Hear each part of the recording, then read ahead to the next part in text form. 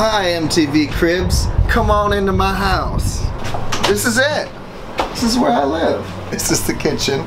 Yeah, got you know, water, running water, refrigerator, and then the rest of the place is pretty much records and a bed. My living room and guitars and stuff. This little breakfast nook is just taken over by electronics. Any kind of projects I'm working on or fixing up players, or some of those I just want to keep, they all kind of stay here. Besides like my tools and stuff, it has like just a ton of electronics that I'm working on fixing or that I've gotten fixed. I just fixed up this beautiful old line dancing turntable from back in the day. It's really cool. Where do you find all this stuff?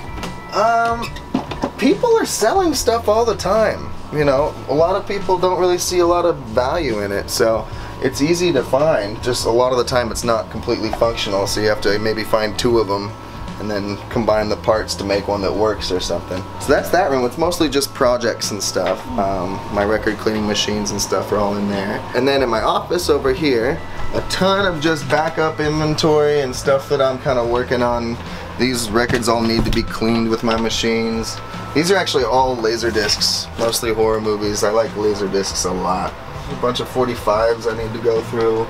There's my Christmas records I have to keep all year for the holidays. There's stuff down here waiting to get de-warped. So I got this de-warper here that kind of works pretty well. I'm a little bit of an autograph whore. Yeah, I love that stuff. It's really fun. A lot of this stuff I got signed myself, but Slash and Axl over there signed that stuff. It's a Neil Young autograph, an old Syd Barrett single I love. This is the comic book with Kiss's blood in the ink. There's a Peeled Butcher. This is the Mamas and Papas with the toilet showing. Kurt Cobain and the rest of Nirvana signed that. It's an unpeeled stereo copy of the Velvet Underground. And this is Sticky Fingers signed by Mick Taylor. Gone Daddy Gone, signed by the Femmes, Dick Dale. And this is one of my favorite singers, Rose Murphy. She signed that one. This is one of the sound panels from Megadeth's recording studio, and Dave Mustaine signed that for me. That's just an old propaganda poster I like. That's another Mick Taylor. Jimmy Page's autograph over there. Buddy and Honey Boy over there. A couple of guitars are in the shop right now, but this one anytime that I got to play with any blues guy or meet any blues guy that I really loved, I bring that guitar and have him sign. This guitar, the Les Paul, I bought on layaway when I was 16, and that's been my mainstay ever since. This is my main wall. I've got some more stuff here and more stuff kind of strewn about, but this is kind of what my 33s are down to for the most part. I've got a couple boxes that I DJ'd with recently, but this is kind of what it's down to. This is all that's left of my blues collection. These are all Nirvana right here. And this box down here is kind of fun. This is a bunch of stuff that I found in people's records over the last several years. So there's just weird stuff in here, from articles and love letters and all kinds of weird stuff. People's papers for school, certificates of who knows. Just all kind of weird stuff that you find in people's records. A lot of nudie pictures, I throw those away. There's a lot of that kind of stuff too. I got this off Craigslist for like 20 bucks a few years back. Maybe like 6 or 7 years back. But it's the main thing I play 78s on. I like to have a 78 player in my room.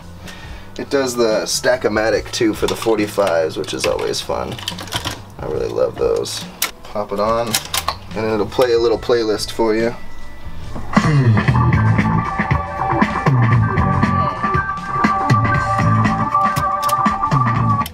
This is one of my favorite records. I've finally found a couple copies with the panties that came with them.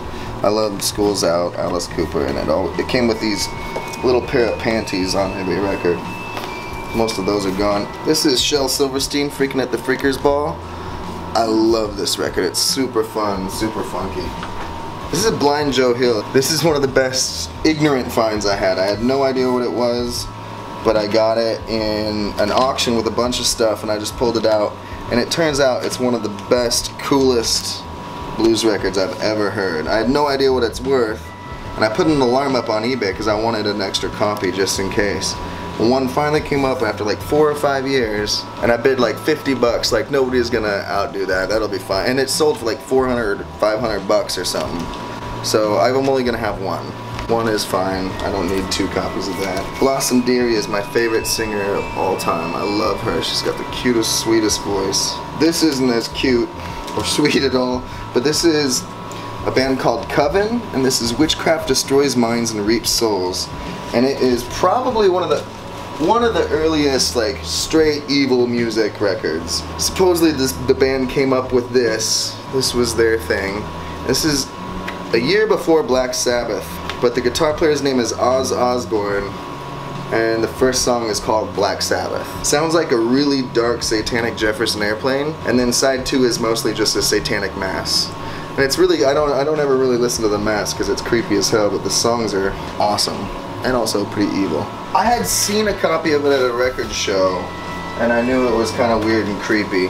And then I just randomly found it in somebody's collection. And I wasn't even working the day it came in. I came in and it had been bought by somebody who was working for me at the time. I got really excited when I saw it because I always kind of wanted it. And it has this little rip right here. So I figured, you know, I probably should keep this one for myself. You know, nobody would like this. Nobody would want that because it's got that rip.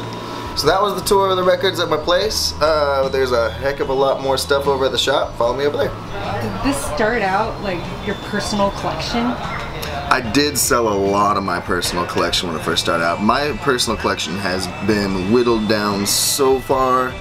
There's thousands and thousands of records to start with. And then now, as far as LPs go, I've got less than 1,000. Probably got more than 1,078s and maybe 300 or 445s.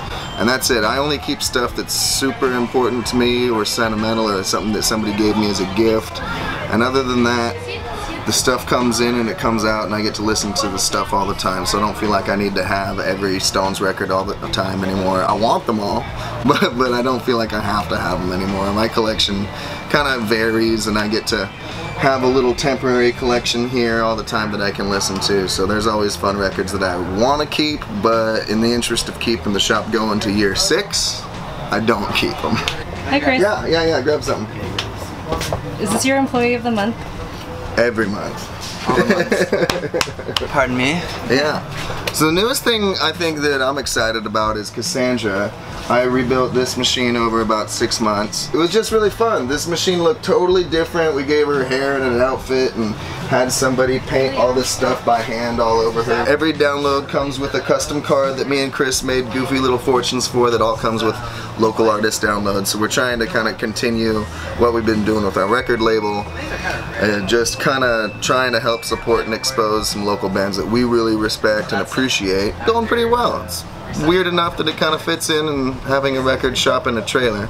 Takes up a lot of room, but it's alright. I've got my classical stuff down here, the better classical. I've got rock and pop kind of starts and goes to here. We've got our blues and punk and metal stuff and our soundtracks and audiophile.